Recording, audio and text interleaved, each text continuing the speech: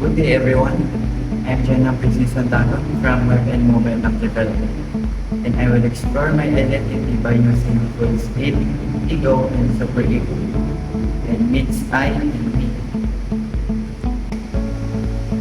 Fruit's theory suggests our personality is shaped by three forces: the id, driven by immediate desires; the superego, embodying moral standards; and the ego, which balances these conflicting demands in a realistic way. When I know an exam is coming up, the id part of me wants to have fun right away. It's like wanting to play games and forget about what I'm supposed to do. It tells me, why worry? Just have fun. But then, the superego part of me reminds me about my goals and how important it is to do well in school and do reviews. It says, your future depends on this. This makes things difficult. The ego part of me tries to find a balance about understanding that it's important to relax, but it's also important to work hard to become successful someday. It's not just about managing time, it's about understanding and controlling the different parts of myself, so that what I want right now doesn't ruin my future plans.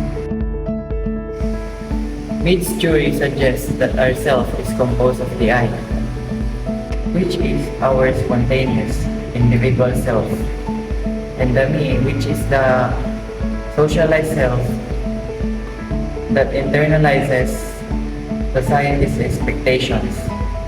At home, the I comes out when I'm just being myself, like when I'm cleaning but also belting out my favorite songs. Not really caring how I sound. That's me, being spontaneous and free. But then there's the me, which kicks in when we're having dinner as a family. I make sure to put away my phone, listen to everyone, and use my table manners because that's what expected me as a family member. It's interesting how these two sides of me play out even in the same environment, depending on the situation and who I'm with. Looking at myself through Fruit's ego and superego and Mead's I and me has really opened my eyes. As a student, I see how my id wants to slack off, play while my superego pushes me to study. My ego tries to find a balance so I can succeed without burning out. Each theory shows me how I act to perceive, depending on the situation. The I is my spontaneous self, while the me is how I think others expect me to behave. Understanding all this helps me be more aware of my actions and make better choices, both as a student and as a person striving to be my best self.